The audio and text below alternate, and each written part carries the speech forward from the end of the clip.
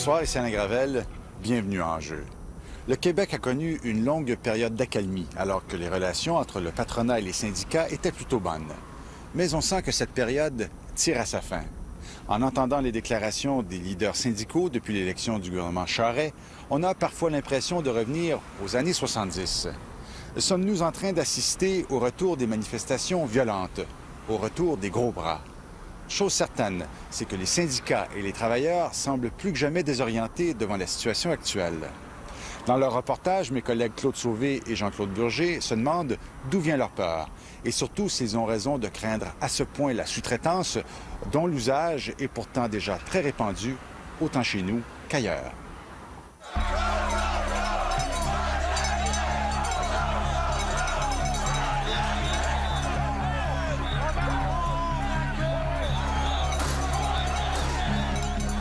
Le 11 décembre dernier, le Québec renouait avec de vieilles habitudes perdues depuis quelques décennies.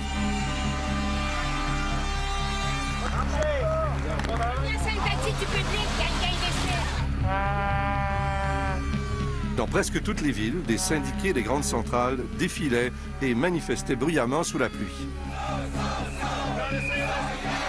Ils protestaient contre la politique du gouvernement Charest dans les domaines du travail et des affaires sociales. On n'est pas d'accord avec l'amendement, qu'est-ce qu'ils veulent faire à l'amendement 45. On n'est pas d'accord avec ça. Puis on n'est pas intéressé à se faire pousser par des sous-traitants. Parce que c'est pas avec ça que les gens vont sauver de l'argent. C'est pas avec ça qu'ils vont économiser des taxes.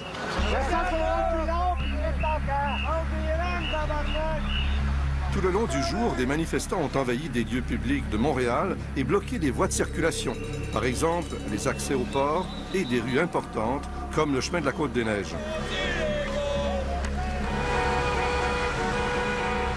Même scénario à Québec, dans les rues, au port et bien entendu devant le Parlement.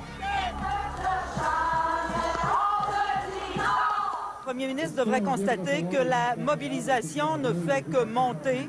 Tout le monde est en colère au Québec.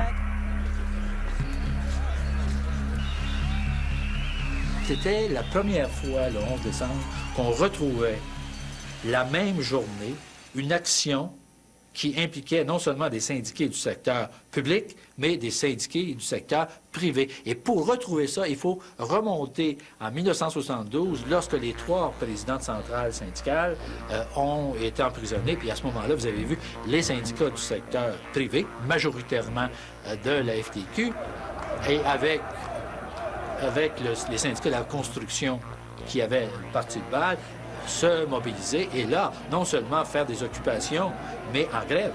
Alors, c'était pas juste des manifestations ou des blocages de routes ou l'occupation du port de Montréal pendant quelques heures. C'était beaucoup plus grave que ça. Des événements beaucoup plus graves se sont produits dans l'histoire mouvementée du syndicalisme québécois. Rappelons-nous par exemple cette grève de 5000 travailleurs de mines d'amiante en asbestos et à Thetford.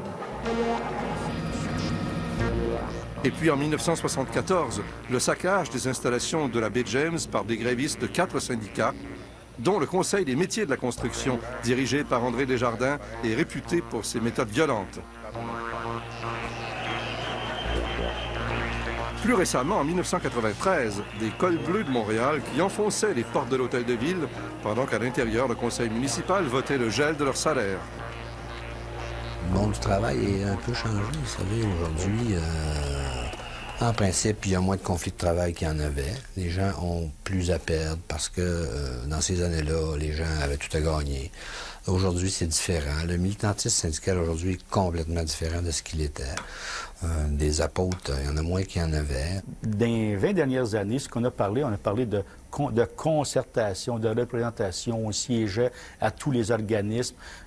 On était impliqué dans le développement de l'emploi de différentes façons. On a la paix industrielle au Québec. On a tellement la paix industrielle au Québec que, par exemple, on a créé dans les années 80, dans une perspective, dans un cadre de concertation, un fonds de solidarité de la FTQ, dans lequel les travailleurs mettent de l'argent ou placent de l'argent dans du capital de risque dans un cadre d'une société sur l'économie de marché.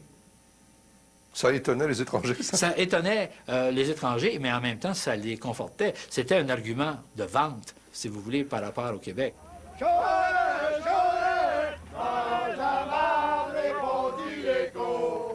Du jour au lendemain, il arrive un premier ministre qui, d'un geste méprisant, dit mes petits corporatistes, là, on va vous tasser.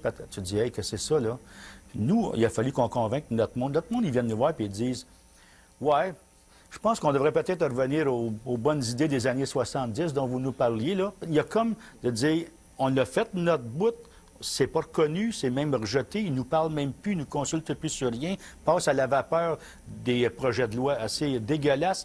Puis nous autres, on va regarder le train qui passe, on a dit non. On va s'impliquer comme on faisait. La ferveur syndicale a été ravivée avant le 11 décembre dernier. Déjà le 1er du mois, des militants syndicaux de la FTQ avaient mis sans dessus-dessous le bureau montréalais du président de l'Assemblée nationale, Michel Bissonnet. Un peu plus tard, le même jour, les mêmes syndiqués allaient manifester à l'hôpital Sainte-Justine pour les enfants. Or, le premier ministre et son ministre de la Santé allaient y annoncer d'importants investissements. On parle d'un projet dont le coût total est estimé à environ 400 millions.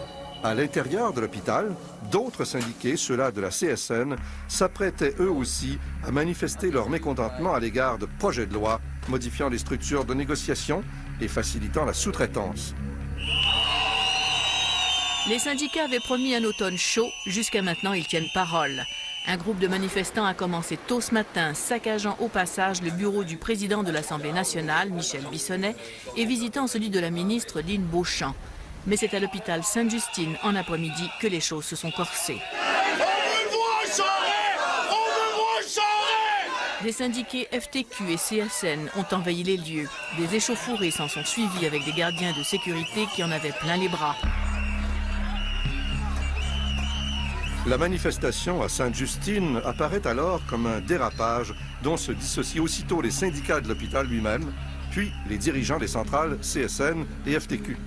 D'ailleurs, les syndiqués de cet hôpital ont acquis au cours des ans la réputation d'être très ordonnés et respectueux de l'institution.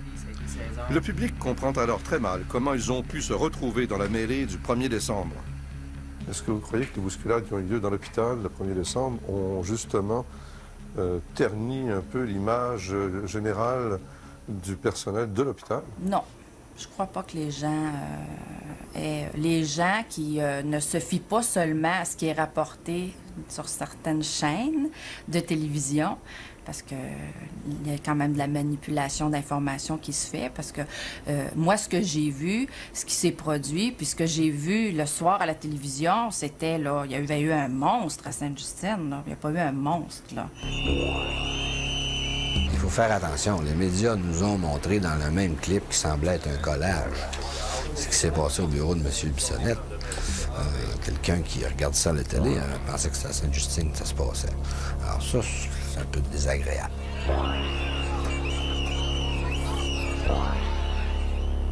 Quand on écoutait les journalistes, l'hôpital entière était là, sans dessus-dessous, des papiers partout. Bon, c'était un corridor. Vous voulez dire que c'est l'impression que donnaient les reportages télévisés, par exemple? Oui, oui. Quel type de manifestation aviez-vous prévu? On a une culture à Sainte-Justine. Quand on fait des manifestations, on le fait dans le cadre d'un hôpital puis d'un hôpital pour enfants. Depuis de nombreuses années à Sainte-Justine, quand on fait des manifestations, on le fait en coordination avec les autres syndicats et on le fait aussi en coordination souvent avec le patron pour les avertir qu'il va y avoir un événement. Pas de problème pour nous là, donc un point de presse un petit peu retardé. Un début de manifestation interne par les employés syndiqués du CHU Mère-Enfant Sainte-Justine qui devait se passer de façon assez correcte, assez normale dans nos locaux, aux environs ici. Le patron avait demandé 3 choses, de ne pas avoir la position de collant, de ne pas faire de bruit et pas de faire de perturbation du milieu de travail, donc des enfants des soins. On a vu toutes sortes de choses. L'arrivée de groupes de manifestants extérieurs, sans lien évident avec les syndicats ici. D'une autre centrale syndicale. D'une autre centrale syndicale. En fait, on manifestait cette journée-là de se promener d'un établissement à une autre pour manifester et de dire au gouvernement notre désaccord. Est-ce que, quand vous êtes venu manifester, vous étiez environ 400 à FTQ, n'est-ce pas? Oui, à peu près, peut-être. Vous saviez à quoi vous attendre à l'intérieur? Non, c'était de l'imprévu. Tant qu'on est arrivé là, on est rentré. Et il y a une personne qui nous a invités à la suivre. C'est là qu'on a appris, entre autres, qu'il y avait le ministre Couillard et le ministre Charest qui étaient censés passer en entrevue. Vous ne saviez pas que Non. le ministre et le premier ministre seraient là? Moi, je ne le savais pas. J'étais dans l'autobus avec des personnes, puis on ne le savait pas. Donc, j'ai su qu'il est arrivé en autobus. Moi, ce que j'ai vu, c'était des gens qui lançaient des slogans, puis qui attendaient. On attendait là, que le ministre se présente.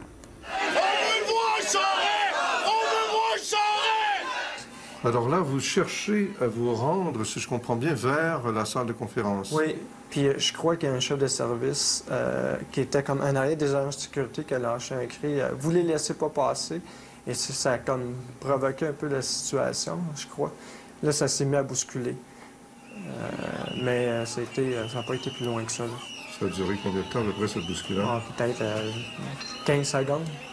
Ben, quand on a vu que la bousculade était vraiment prise parce qu'on a compris à ce moment-là que leur intérêt à ce groupe-là, c'était de rentrer dans l'amphithéâtre.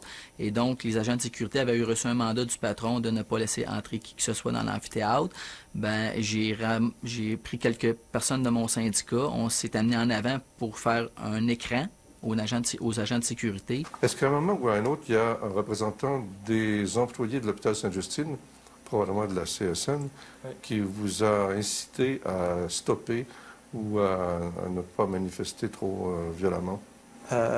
Oui, bien, le président de la CSN, il criait, sont syndiqués, ils ont eu mot d'ordre de ne pas vous laisser passer.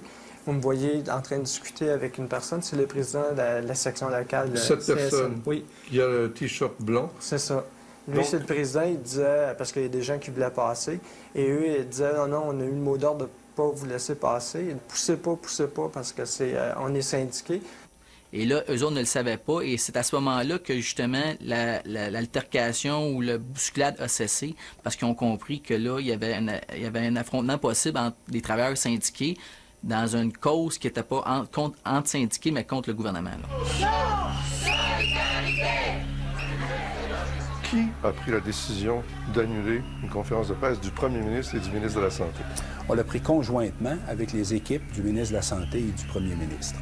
Qui a recommandé l'annulation? Et nous avons recommandé, et l'hôpital a recommandé d'annuler le point de presse pour les raisons que je viens d'évoquer, donc des raisons de sécurité, principalement des enfants et des parents.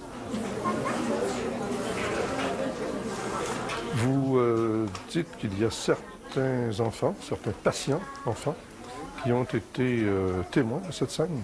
Non, je ne dirais pas qu'ils ont été témoins de cette scène, mais qui en ont subi des contre-coups en termes de bruit, de violence exprimée, mais pas qui ont été forcément témoins. Là. Il y avait pas, je veux vraiment pas laisser l'impression qu'il y avait des enfants de mêler à la foule, là, c'était pas le cas, mais qui ont été perturbés à cause du bruit. Personne, donc, n'a été molesté physiquement, même s'il y a eu bousculade? Vous avez vu des bousculades à la télévision. J'ai rien à ajouter à ce qu'on a vu. C'était les moments les plus extrêmes, si on peut employer ce mot-là, qu'on a vu à la télé. Je n'ai pas personnellement vu de gestes plus extrêmes. Non.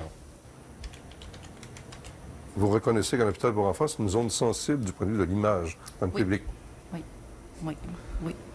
Mais je ne crois pas que ça allait déranger les enfants. Le fait qu'il y ait des gens à l'extérieur qui crient des slogans. Donc, il n'y a pas de parents d'enfants malades qui ont protesté? Pas à notre connaissance, non, là. Le 1er décembre, en manifestant dans un hôpital pour enfants, même dans ce couloir de sous-sol, les syndiqués prenaient de gros risques. D'abord, celui de perturber les enfants malades, puis celui de se mettre à dos l'opinion publique. Les enfants ont été presque totalement épargnés, mais pas l'image des travailleurs, car devant les caméras de télévision, une manifestation ordonnée a dégénéré en bousculade entre deux groupes de syndiqués. En se dissociant de l'événement, les dirigeants syndicaux admettaient que leurs membres s'étaient piégés sur le plan de l'image. Pendant ce temps-là, leurs adversaires, les dirigeants politiques, évitaient un piège en se retirant de l'événement. Et le premier ministre marquait un point. Ces gestes d'intimidation et de brutalité sont, il faut le dire, indignes du mouvement syndical. Je pense que ça, d'abord, c'est moralement injustifiable et c'est stratégiquement une erreur. D'ailleurs, je suis sûr que ceux qui étaient les plus troublés et les plus choqués par ces manifestations-là, c'était les leaders syndicaux eux-mêmes, parce que non seulement ça allait à l'encontre de leurs croyances fondamentales, mais les gens qui faisaient ça étaient un peu comme des joueurs de hockey qui sont en train de lancer à bout portant sous leur propre gardien de but.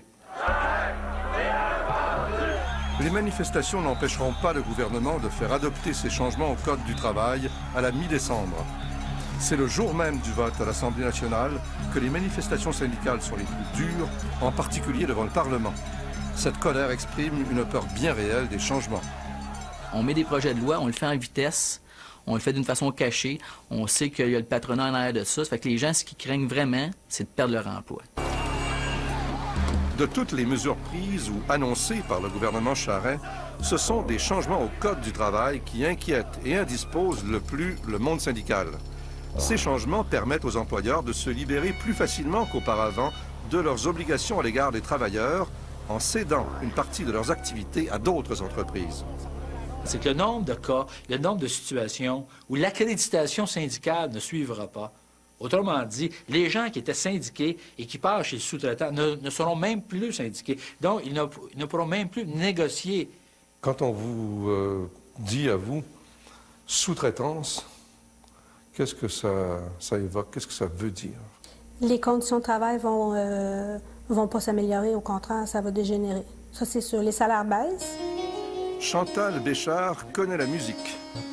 Elle est téléphoniste depuis 13 ans à la compagnie Bell quand celle-ci annonce en 1999 que son service de renseignement sera sous-traité à moindre coût par une société américaine. On ne s'entendait pas du tout à ça. J'avais l'impression que le plancher venait de me glisser sous les pieds. Et c'est sûr qu'on était choqués. Parce qu'on savait très bien que c'était une question d'argent, mais c'était pas une question de manque d'argent. C'était une question de on veut plus d'argent. Les actionnaires de la compagnie? Oui, c'est ça. C'est ça. On comprenait que c'était pour augmenter les profits pour les actionnaires. Et ça, on ne l'acceptait pas. Ce matin, il est clair que nous sommes prêts à livrer la bataille à cet employeur-là. Il s'ensuit une grève très longue et très dure, ponctuée de manifestations houleuses, notamment à Montréal et à Québec.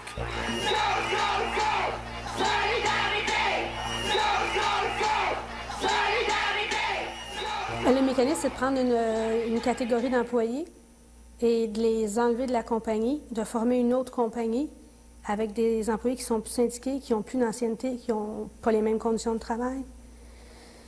Alors, c'est sûr que ça faisait un gros coup d'argent d'un coup. Donc des employés qui coûtent beaucoup moins cher. Oui, oui, oui. Vous savez combien moins? Moitié moins.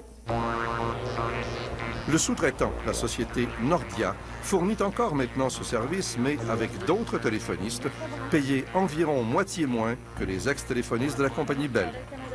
Les personnes qui partaient, la première année, avaient le même salaire. Bell complétait la demi du salaire, la deuxième demi. La deuxième année, ils complétaient un quart du salaire. Fait qu'on diminuait d'un quart. Et la troisième année, on tombait à demi-salaire. Alors, c'était ça l'entente. On allait avoir 2 ans pour s'habituer à avoir un moindre salaire. 10 $ l'heure, là, non. J'aime autant aller laver la vaisselle dans le grand hôtel à ce prix-là. Pas pour travailler pour Bell Canada, jamais, jamais, jamais, jamais. Il y a des gens qui ont quitté Bell, qui ont quitté Bell, qui sont allés chez Nordia. Ils ne pouvaient pas rester chez Bell avec l'ancienneté qu'il y avait, ces gens-là. Vous en connaissez personnellement? Oui. Oui. Et qu'est-ce que ces gens-là disent maintenant de leur situation? Ils sont plus chez Nordia. Ça n'a pas duré. Ah non? Non, à ma connaissance, il n'y a personne qui a passé le cap de la deuxième année. C'était pas drôle, pas pouvoir se débrancher. En plus, là, c'était être mal payé, pas avoir de conditions. Là, il n'y a pas personne qui a passé le cap du 200. Et pourtant, les sociétés comme Nordia, il y en a plusieurs autres, trouvent du personnel. Oui. Qu'est-ce que ça signifie? Bien, qu'est-ce qui a changé dans notre société? Les salaires baissent. Quand on parle de l'article 45, la complètement inutile parce que de la sous-traitance, ils s'en faisaient puis ils pouvaient s'en faire. Mais le message qui est lancé, c'est de dire on peut faire disparaître ton syndicat, donc on peut faire disparaître tes conditions de travail, donc on te paiera bien le prix qu'on veut. Lorsqu'on dit qu'on veut être plus compétitif, la compétitivité vient du fait qu'on va réduire grandement la masse salariale. Alors ça, c'est un appauvrissement des travailleuses et des travailleurs. Et on n'a qu'à regarder ce qui s'est passé à Bombardier avec Aramark qui a pris en charge la cafétéria. Les gens, du jour au lendemain, des gens qui ont fait le même travail pendant des années, se sont retrouvés à partir de 19,75 $ à 7,75 $. Je pense que le gouvernement a intérêt à comprendre un peu ce qui se passe au Québec. Il a réussi à mettre tout le monde en colère. La grogne des syndiqués ne concerne pas que le gouvernement, mais aussi les entrepreneurs privés et leurs associations. Par exemple, la Chambre de commerce de Québec a subi un raid syndical inattendu le 7 janvier dernier. Ils ont mis des autocollants partout, plus de 200 autocollants, sur nos équipements, sur nos murs. Entre 20 et 30 personnes qui sont entrées dans les locaux de la Chambre de commerce de Québec. Ils en ont pris possession et ils ont dit aux employés de la Chambre, si vous ne bougez pas, il n'y aura pas de grabuge. Ça laisse présumer autre chose. Alors cette façon de manifester, je la condamne. Et il y a une enquête policière à la demande de la Chambre de commerce de Québec qui est en cours actuellement. Les gens, ce qu'ils ont voulu faire, à ce que j'en comprends, c'est dans le fond là, de manifester leur colère, leur désaccord. Et la Chambre de commerce, vous savez, a fait des représentations auprès du gouvernement Charest à l'effet qu'on devait modifier l'article 45. Alors, en s'attaquant à la Chambre, on s'attaquait au message des gens d'affaires. Des gens d'affaires qui ont des intérêts, bien sûr, dans tout partenariat, parce qu'ils pourraient être eux-mêmes des partenaires. Tout à fait. Vous savez, ce que l'on recherche, c'est la mise en concurrence progressive, mais sous contrôle public. C'est pas de la privatisation au sens pur. C'est pas de mettre des gens à la rue. Bien au contraire, c'est dans le respect des conventions collectives. C'est une mise en concurrence qui est progressive, donc par attrition, lorsque des gens partent à la retraite. On sait que la fonction publique actuellement, la moyenne d'âge est particulièrement élevée au Québec. Alors, il y aura des gens qui partiront à la retraite au cours des prochaines années. Et c'est de profiter de cette occasion pour rendre plus progressive l'intervention des gens d'affaires, de l'entreprise privée, dans la prestation des services de l'État. Les positions des gens d'affaires de Québec concordent généralement avec celles du gouvernement actuel, mais elles contrastent avec celles du maire Jean-Paul Lallier, qui, le 5 janvier, dénonçait ce qu'il appelle la droite libérale violente. Le vent de privatisation, de déréglementation, de sous-traitance, etc., qui souffle sur le Québec comme ailleurs d'ailleurs, il peut être un aiguillon pour améliorer les performances dans les villes, dans les États. Moi, je pense que ce vent, actuellement, qui est trop tourné vers la recherche du profit immédiat, ne tient pas compte de ce que l'Angleterre a vécu, de ce que la France a vécu dans la gestion de l'eau, etc. Ne tient pas compte du fait que dans une ville comme Québec, par exemple, on a récupéré 4 millions d'un cartel qui s'était formé pour monter les prix artificiellement dans le déneigement. On les a attrapés et hors cours, on a réglé pour plusieurs millions de dollars qu'on a récupérés. Ce vent-là ne tient pas compte de cette réalité. Comme la plupart des villes, Québec sous-traite déjà divers travaux. Dans la plupart des cas, le sous-traitant privé vient combler un besoin passager ou encore apporte une expertise que les fonctionnaires n'ont pas. Il arrive cependant à la Ville de Québec de naviguer à contre-courant, par exemple quand elle remplace des sous-traitants en informatique par des permanents. Donc ici, il y a une mixité, si l'on peut dire, dans les statuts. Exactement. Il y a des employés qui sont des permanents, des réguliers, et il y en a d'autres qui sont des personnes sous-traitantes. Alerté par le syndicat, le directeur du service des technologies de l'information s'est aperçu qu'il économiserait en écartant quelques experts privés pour confier leurs tâches à des fonctionnaires municipaux. On retrouvait des cas, par exemple, où on payait des individus à 125 000 $ à une firme, alors qu'à l'interne, on sait qu'on est capable de combler ce besoin-là par un employé permanent qui va nous en coûter 70 000 $. Alors, vous voyez qu'il y a des économies à aller chercher. On en a retiré 200 000 $ d'économies nettes après avantages marginaux pour l'ensemble de la Ville de façon récurrente par année. La sous-traitance peut avoir lieu dans certains cas, mais ça dépend de l'objectif qu'on a ultimement. Si l'objectif ultime, c'est de verser des grands pans de l'administration publique dans l'entreprise privée, comme la gestion des hôpitaux, la gestion des écoles, on pourrait aller assez loin de ce côté-là. La gestion des réseaux d'eau, d'eau potable, par exemple. Moi, je suis tout à fait contre ça. À l'autre bout du continent, dans la capitale de l'Arizona, Phoenix, les employés municipaux travaillent dans une ambiance radicalement différente. Ils sont régulièrement placés en concurrence directe et bien réelle avec le secteur privé. La collecte des ordures, par exemple, est faite par la ville et ses employés syndiqués. Mais si ce service n'est pas suffisamment efficace et concurrentiel, il pourrait bien passer aux mains d'un entrepreneur privé dans quelques mois.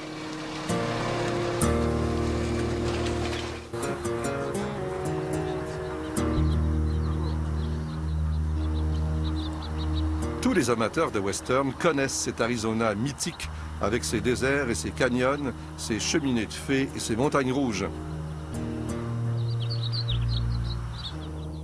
Par ailleurs, les experts en gestion publique connaissent plutôt Phoenix, une ville de la taille de Montréal entourée de déserts. Depuis 25 ans, son administration place en compétition certains services publics avec des entreprises privées, s'assurant ainsi des meilleures prestations au meilleur prix.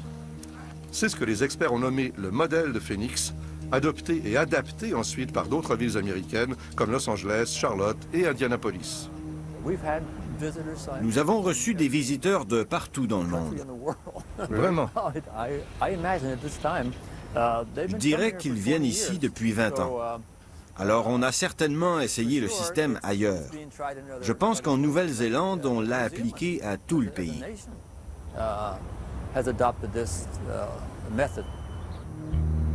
Jim Flanagan est l'un des hauts fonctionnaires de Phoenix qui ont mis sur pied ce système en 1979.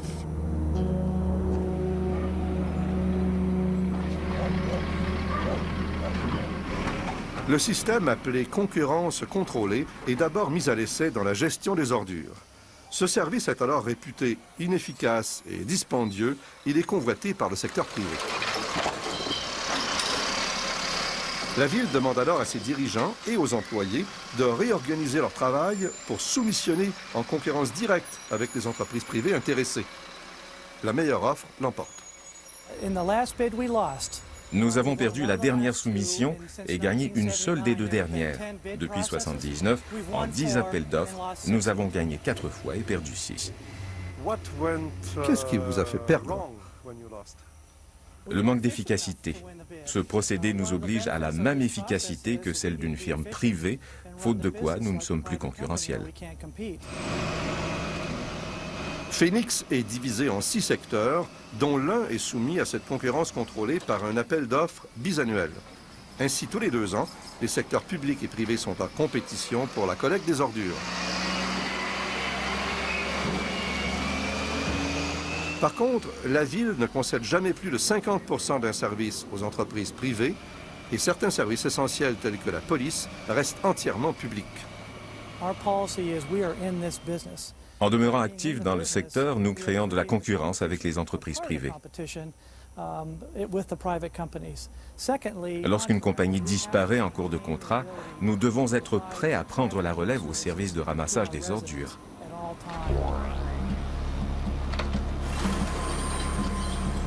Dans le seul domaine des ordures ménagères, Phoenix a ainsi économisé 30 millions de dollars depuis la mise en place de son système. Un système très complexe et très raffiné où les secteurs publics et privés s'entremêlent. Par exemple, dans ce dépôt d'ordures, les opérations sont gérées par le service public, certains camions sont du domaine public, d'autres du domaine privé, et le tri des déchets recyclables a été remporté par une firme privée agissant dans des installations publiques.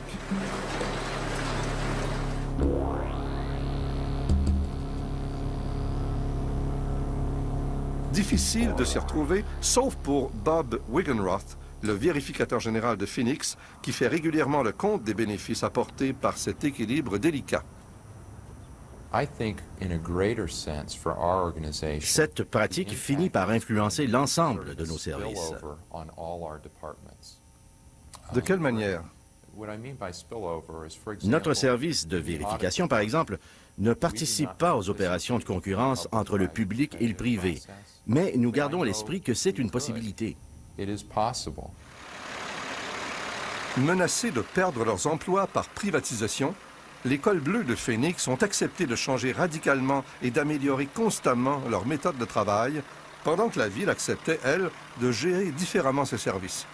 Voilà une application concrète de ce que les experts américains ont appelé re-engineering, c'est-à-dire en français réorganisation. Disons que la réorganisation n'est pas qu'un simple projet, mais plutôt une façon de penser, une manière d'être. Vous changez votre façon de faire les choses de manière à demeurer au sommet en état de changement permanent. Est-ce que ça signifie que les employés du secteur public doivent, par exemple, accepter des baisses de salaire pour être au même niveau que les employés du secteur privé?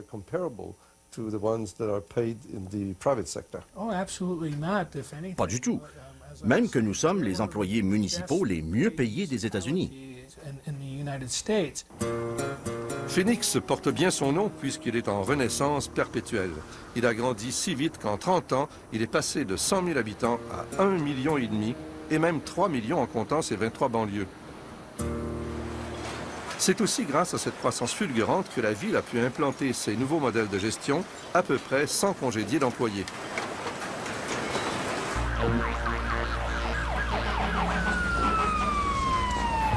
À Phoenix, le service des pompiers est toujours public, alors que celui de la banlieue voisine, Scottsdale, est privé.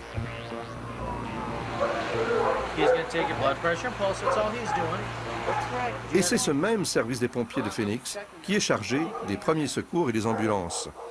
Selon le régime de concurrence contrôlée en vigueur, le service des pompiers a soumissionné et a ravi le contrat aux entreprises d'ambulances privées jugées inefficaces.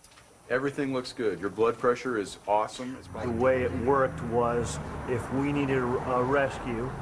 Auparavant, nous faisions appel à des ambulances privées qui pouvaient parcourir jusqu'à 10 000 pendant que nous attendions.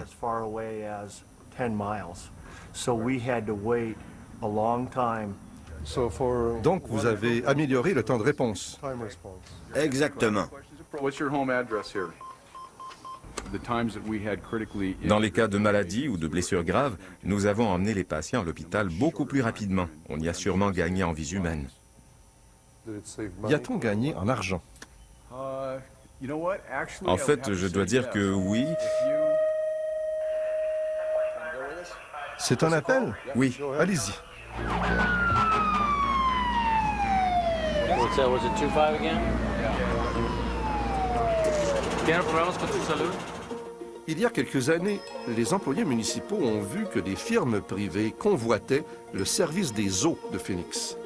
Pour contrecarrer la menace de privatisation, les fonctionnaires ont proposé à l'administration un partenariat de gestion des eaux, tout en acceptant d'accroître leur propre efficacité et leur productivité.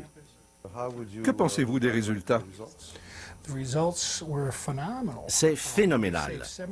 En 6 ans, nous avons fait économiser 70 millions de dollars aux contribuables. Nous avons réduit le personnel de moitié, par attrition, tout en augmentant de 25 % le salaire moyen des employés. Avez-vous éliminé des emplois? Par attrition seulement, de sorte que personne n'a perdu son emploi au service des eaux. C'était d'ailleurs une exigence de la direction. Transposé chez nous, le modèle de Phoenix pourrait se heurter à un syndicalisme plus militant que celui qu'on pratique en Arizona. Je vous demanderais, s'il vous plaît, d'essayer d'éviter de parler ou de faire des déclarations aux journaux. Et pourtant, la concertation et le partenariat ne sont ni inconnus ni exclus dans notre contexte.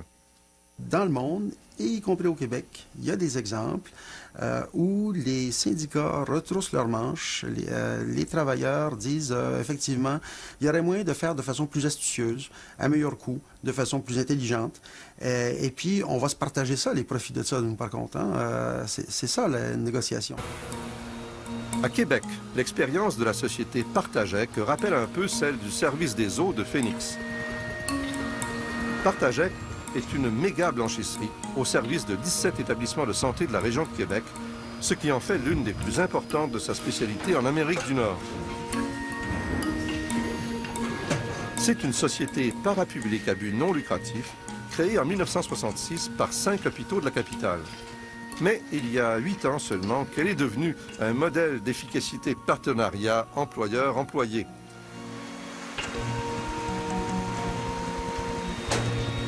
En 1996, les hôpitaux songent à confier leur linge à une firme privée à but lucratif parce qu'au fil des ans, Partagec est devenu cher et inefficace. Partagec et ses employés redoutent alors la privatisation, tout comme des milliers de travailleurs des secteurs publics et parapublics aujourd'hui. On avait prononcé le mot privatisation déjà? Oui, je ne sais pas si c'était le mot privatisation, mais on disait, écoutez, là, plutôt fermeture que privatisation, hein, mais ça vient au même, dans le fond, le résultat est le même. Partagec est un cas d'exception.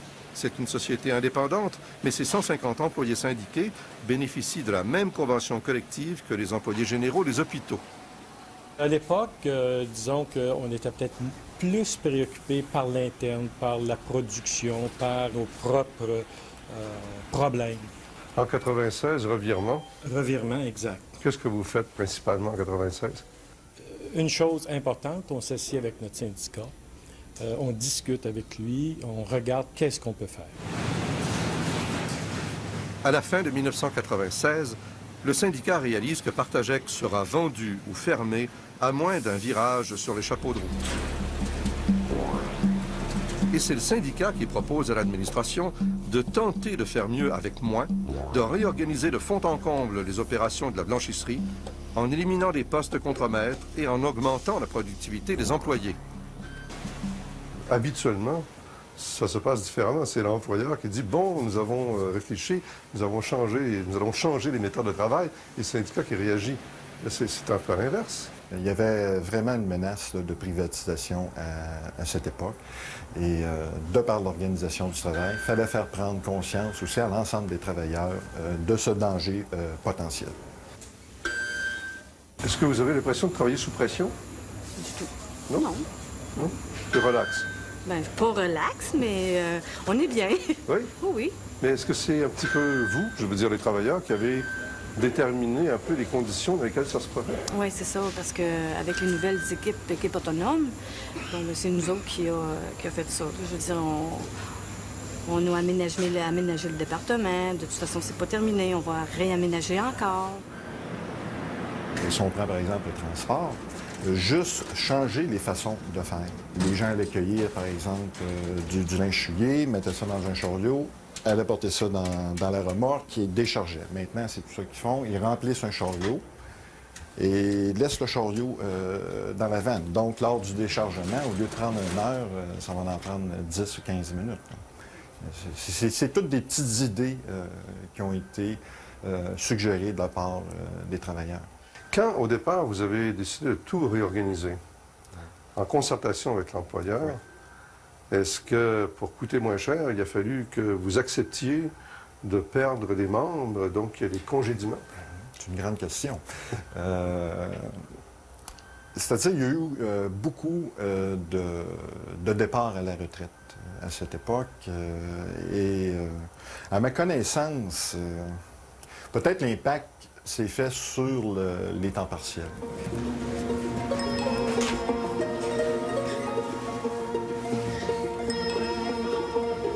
Je pense qu'on est rendu à des prix qui sont comparables, malgré certains diront qu'on a des salaires supérieurs. Moi, je dirais plutôt que la moyenne salariale ici est de 28 000 annuels, ce qui n'est pas extraordinaire en soi. Mais c'est clair que comparé au secteur privé, c'est un petit peu plus. Mais c'est d'aller chercher l'expertise de l'ensemble de ces gens-là. Et ces gens-là sont intéressés à garder leurs avantages sociaux. Dans le contexte actuel de mondialisation et de concurrence effrénée, les entreprises privées et les services publics cherchent à diminuer les coûts. Le Québec est dans une situation particulière puisque près de la moitié de ses travailleurs sont syndiqués. Les patrons peuvent donc difficilement ignorer les syndicats dans leur plan de changement. Et les syndicats peuvent difficilement ignorer que le changement est au programme, au Québec comme ailleurs. La peur de la privatisation et de la sous-traitance a engendré la colère des syndicats. Mais elle pourrait aussi les inciter à trouver, avec les patrons, de nouvelles façons de faire qui éviteraient le recours à la sous-traitance ou à la privatisation. Est-ce que dans le secteur public et dans le secteur privé, on peut imaginer autre chose qu'un pur affrontement? Oui, mais tout dépend des stratégies de négociation. Si, par exemple, dans une négociation avec ses employés, le gouvernement dit « Voici nos demandes patronales » et on ne les change pas parce que c'était ça dans notre programme.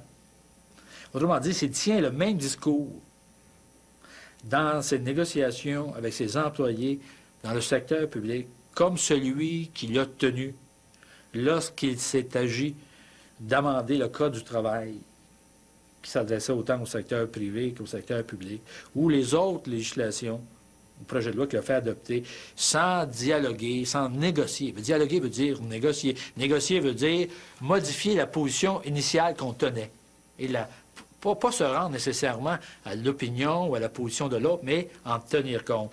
Alors, s'il tient ce même discours-là que celui qu'il a tenu, on a les ingrédients d'un conflit. Est-ce qu'on peut attendre des grandes manifs bientôt? Je pense que oui. Je pense qu'il faut s'attendre à ça. Chacune des centrales va peaufiner, là, je dirais, dans le prochain mois, comment ils visionnent, quelle est la nouvelle conjoncture, les lois étant passées, comment on va placer ça. Ce qu'on peut vous dire, par exemple, c'est le rythme va se maintenir bon. On l'adapte aux circonstances, mais le feu n'est pas éteint loin de là. Il est facile à rallumer.